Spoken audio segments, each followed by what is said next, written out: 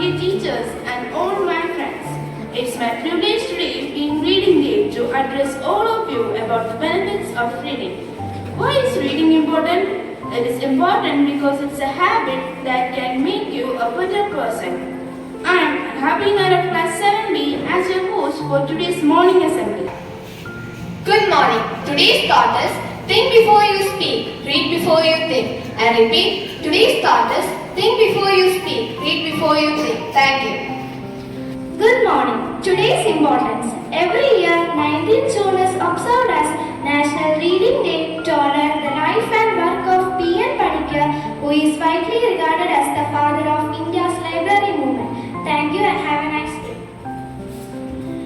We should be aware of the things happening around the world. To keep us updated, I would like to call Shreya Arun for the news.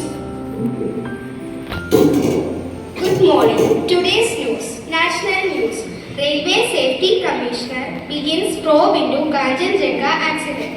Russia ready to ship turbine hull. മാന്യ സദസ്സിന് വന്ദനം. ബഹുമാനപ്പെട്ട അധ്യാപകരെ, പ്രിയപ്പെട്ട കൂട്ടുകാരെ, ഇന്ന് June 19 വായന ദിനം. വായിച്ചു വളരുക, ചിന്തിച്ച് വിവേകം നേടുക എന്ന വാക്യത്തിലൂടെ മലയാളികളെ വായനയുടെ അത്ഭുത ലോകത്തേക്ക് കൈപിടിച്ചുയർത്തിയ ഒരു വലിയ മനുഷ്യന്റെ P.N. പണിക്കരുടെ ഓർമ്മ ദിനമാണിന്ന്. കേരളത്തിൽ ഗ്രന്ഥശാല പ്രസ്ഥാനത്തിന് തുടക്കം കുറിച്ച P.N. പണിക്കരുടെ ചരമദിനമായ ജൂൺ 19 കേരള ഗവൺമെന്റ് വായന ദിനമായി ആചരിക്കുന്നു. 1996 ജൂൺ 19 മുതലാണ് വായന ദിനം ആചരിക്കാൻ തുടങ്ങിയത്. വായനയെക്കുറിച്ച് ഓർക്കുമ്പോൾ, വായനയുടെ പ്രസക്തിയെക്കുറിച്ച് ചിന്തിക്കുമ്പോൾ നമ്മുടെ മനസ്സിലേക്ക് ഓടിയെത്തുന്നത് കുഞ്ഞുണ്ണി മാഷിന്റെ വരികളാണ്. വായിച്ചാലും വളരും, വായിച്ചില്ലെങ്കിലും വളരും. വായിച്ചാൽ വിളയും, വായിച്ചില്ലെങ്കിൽ വളയും.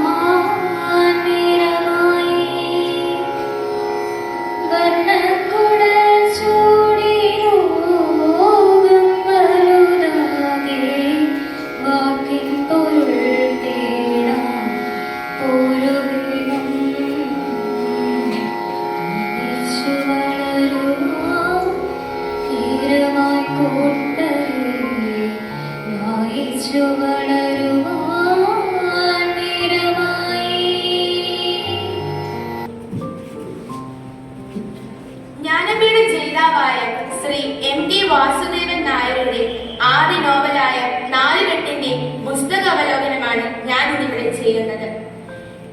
1958 ഈ നോവൽ പുറത്തിറങ്ങുന്നത്.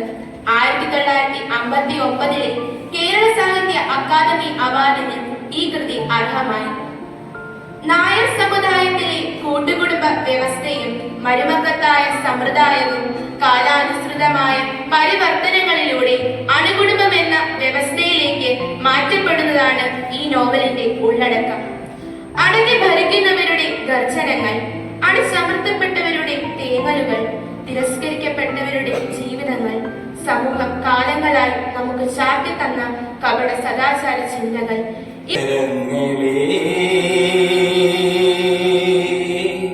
അക്ഷരങ്ങൾ കുടികൊള്ളും ഗ്രന്ഥങ്ങളെ, ഗ്രന്ഥങ്ങൾ തൻ ശ്രീ കൂടിയാകും ഗ്രന്ഥശാല.